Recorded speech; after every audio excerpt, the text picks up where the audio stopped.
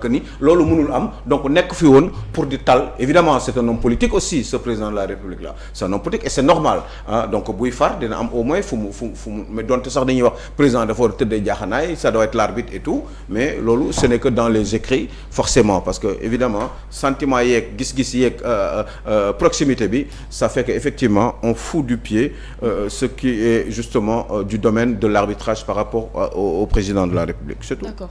Voilà Pa Moussa ba tey ci mbir moom mais le 27 bi nga xamante ni ñoom woote nañ une manifestation dafay coïncider ak rendez-vous bi nga xam ne itam Pastef les patriotes daal dinañ ko joxe ndax loolu lan lañ si mën a jàpp déjà ci coïncidence su ñaari dates yi. Bon, je ne suis pas dans les agendas politiques ku ci nekk ak sa date je sais pas lan moo tax nga jël ko mais li ma dégg ci cette nouvelle alliance là qui semble nous dire que c'est pour la transparence des élections pour man xëy na dañuy jéem a anticiper sur des explications de leur défaite mais quand même transparence su élection au Sénégal man musuma jàpp ne mën na poser problème. de leur défaite comme da nga jàpp ni lu ñu. oui du am succès. qu'est-ce qu'il pèse politiquement toute cette galerie de personnalités politiques là qu'est-ce qu'il pèse quoi politiquement problème mu élection Sénégal musul am problème mu transparence et que bii nii passé dama ko doon bu gars yi di wax sàcc élection mën naa leen sàcc élection gëmuma ne Sénégal kenn mën na ko fi ñoom ñoo ko gën a xam d'autant plus que ñi ci ëpp ci ñoom yàggul bi ñu jugee ci nguur gi kon donc xam nañu processus électoral ni muy demee xam nañu le fichier électoral ni mu mel xam nañu bu doon ñoom sàcc élection mën na ko xëy na duñ féetew foofu noonu donc vraiment cette rencontre là ce machin là de l'alliance là pour man c'est sans objet amul objet danoo dajaloo rek parce que bëgg nañ lu ñu wax quoi. oui mais dàquñu ci saisir juridiction attaquer décret bi déjà même sur quoi sur quel fondement bul fàtte ne président Diomaye conseil constitutionnel la njëkk a laaj donc la constitutionnalité de ce qu'il a fait est déjà validée par le conseil constitutionnel fan la ñuy attaquer décret bi sur quelle base amul sens xalaatuñ faa dem parce que mënuñ faa yóbbu argument bu sérieux wala boog bu ñu fa demee dañuy rejeter par devers le mais seen demande boobu noonu pour la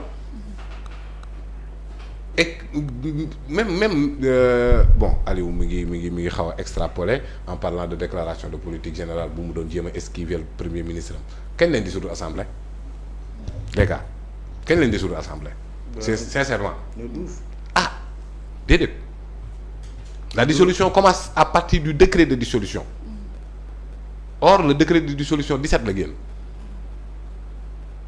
décret de dissolution bi 17 bii la génn. oui.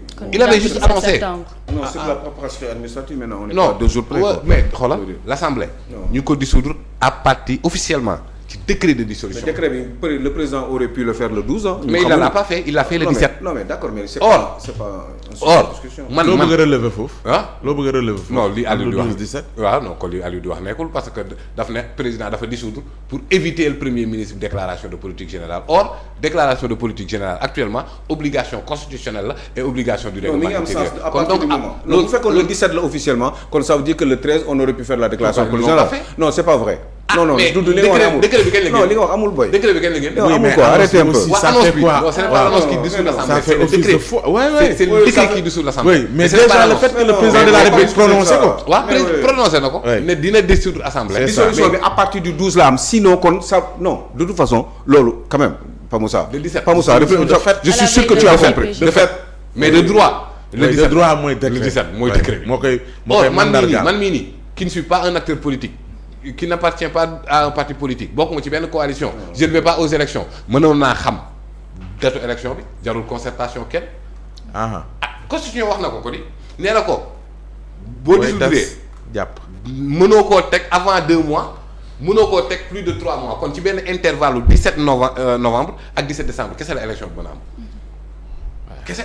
non mais d'accord mais ñoom li ñu bëggoon xanaa. non amul li ñu bëgg a wax. amul li ñu bëgg a wax non li ñu bëgg a wax. mooy lan avant dissolution bi lay waxtaan bi am dafa xasan delluwaatal foofu constitution bi dafa ne bu dissoudre assemblée. mënu koo def au plus tard waaw minimum 60 jours et au plus tard 90 jours. kon moo donc tax nga am intervalle 1 mois rek nga am pour foofu def baax élection na ñëwaatal lu foofu. fa jar concertation foofu mais non mais arrête pas Moussa. c'est-à-dire mais loolu yàgg na am quoi. tamit arrête booy li ngay wax Aliou foog nga xam ne ce sont des élections am na ñu xamaa li ngay wax nii. ce ne sont pas des élections du calendrier électoral. ça veut dire quoi. que situation exceptionnelle nga nekk élection anticipée la.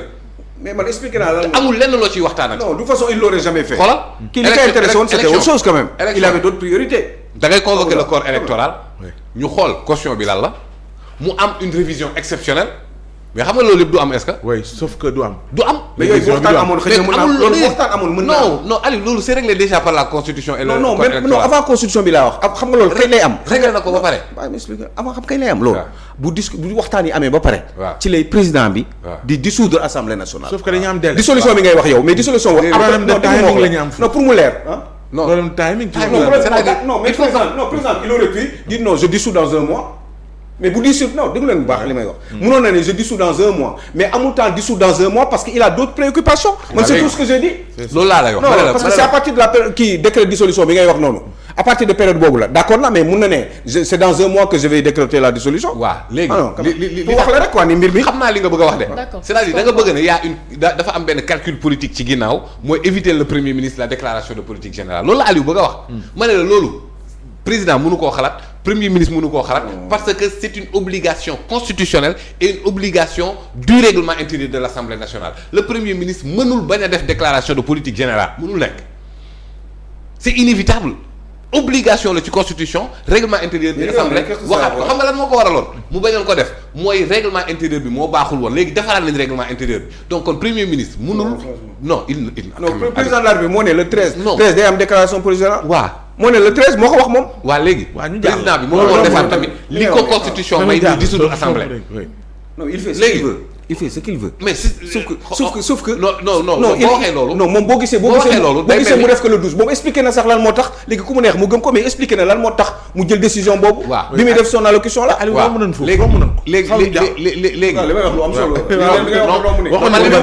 li may bëgg a dégg mooy. waxoon nañu ko barki mooy président daf ko dissoudre pour premier ministre bañ a dem loolu mënuma koo dégg parce que aussi bien président aussi bien premier ministre xam nañ ne premier ministre obligatoirement day dem assemblée nationale règlement intérieur bi defaraat nañ ko premier ministre ci boppam pare na pour dem kon donc bul ne dafa ragal a dem. bu ko defoon le 14 non bu ko defoon mënoon na ko def le 14. pourquoi li may wax xam nga lu leer nañ la quoi. li ngay wax lu leer nañ la mënoon na ko def xam nga bu ko defoon le 14 DPG day am. Aliou xam nga ne non damay waxtaan ak yow rek wala léegi kon bu kenn daggati morom léegi léegi bu ma kenn dagg mën nga non dama la jox xalaat ne la man bu ko neexoon le 14 bu ko neexoon mu dissoudre le 14 est-ce que c'est légal non mais même le 28 même le 45 tout ce que tu veux et le 12 je te dis après et le 12 aussi boole ko ci et le 12 non mais waaw le 12 bi c'est légal aussi non mais bien sûr que si mais waxuma loolu dama ne mais par contre la différence mooy bu dissoudre woon le 14 eh bien le 13 déclaration politique générale dina am waa léegi loolu laa mais moom loolu la bañoon mu am nag waa léegi loolu laa anticipé quand même waa léegi nit ñi dofuñu tamit waa léegi waaw justement nit ñi dofuñu donc kon président de la mais il a le droit de faire ce qu'il veut la preuve il l'a fait mais defu ko maanaam ce n'est pas de la politique politicienne du tactique politique parce que maman li ma bëgg nit ñi comprendre mooy président éviter lul premier ministre déclaration de politique générale éviter lu ko premier ministre éviter wul déclaration de politique générale dafa fekk ne dañoo nekkoon situation d'illégalité il veut rétablir la légalité d'abord avant de le faire le 12 la koy rétablir avant de le faire léegi nag rétablir nañ ko defar nañ règlement intérieur bi premier ministre dina dem te Sénégal yëpp dinañ gis ne dina dem kon kooku musul ragatee dem ndax kooku bu ragaloon a dem une nouvelle assemblée bien sûr non mais déclaration politique c'était prévu pour cette assemblée là non non président de la République loolu prévoir moo tax mu jëloon le 13 man dama gëm ne président de la République dama gëm ne président de la République mësul la am option wu dissoudre assemblée non mais bien sûr xam nga lan moo ko andi dafa am une situation boo xam ne assemblée dafa wane ne moom parewul pour accompagner ce gouvernement dans sa politique non amoon na ko en évitant le vote débat d'orientation budgétaire rejet de la loi voilà donc kon assemblée bi parewuñu pour accompagner le régime le président Diomaye dans sa politique. il y a des projets à l'Assemblée nationale qui ont été yoo xam ne président daf ko Assemblée nationale validé ko leen xanaa ñoom nee nañ premier ministre bu ñëwee dañ koy motion de censure président Diomaye dafa bëgg a dawal nag Sénégalais dañ koy yónni te yàqamti ko day taxaw di xaar ay motion de censure mais ñoom bu leen neexee ñu def ko comme président ni mu neex mu def ko ku nekk ak li la jàngal xam nga li ma bëgg Sénégalais yi comprendre te foog naa comprendre mooy ku nekk am nga droit def lu la neex sauf que le président qui a non il faut comprendre les choses comme ça wax ji demeewul noonu xam nga nu wax ji demee maman pour gars yi comprendre ne nii la demee mooy président Diomaye amul woon mbëbëtu sax dissoudre assemblée bi jamono bii. Non, moi je pense que mais c'est léegi pas- nag mu constaté un fait bu Sénégal yëpp constaté muy assemblée bi parewul pour accompagner ko mu dérouler sa politique. En évitant que mu dissoudre des institutions budgétivores et insensées en évitant le débat d'orientation budgétaire mu xam ne ñii nii bu ma bàyyee ñoom du ma doxal dara ci li ma bëgg a doxal mu dissoudre leen mais amul woon mbëbëtu dissoudre ko. oui Pa Moussa loolu wax nañ ko xam nga waxati ko il faut déedéet, avancer déedéet, oui déedéet, oui déedéet, dañ ko wax waxati ko xam nga joxe nañ mais argument il jàll faut que mu leer mais ci li ñu tax mooy il est daf koy wax di ko waxaat kon donc foog république bi di wax di waxaat léegi bàyyi ma yeggale ci li ma bëgg a kii mooy ne ñii nii di wax ay transparence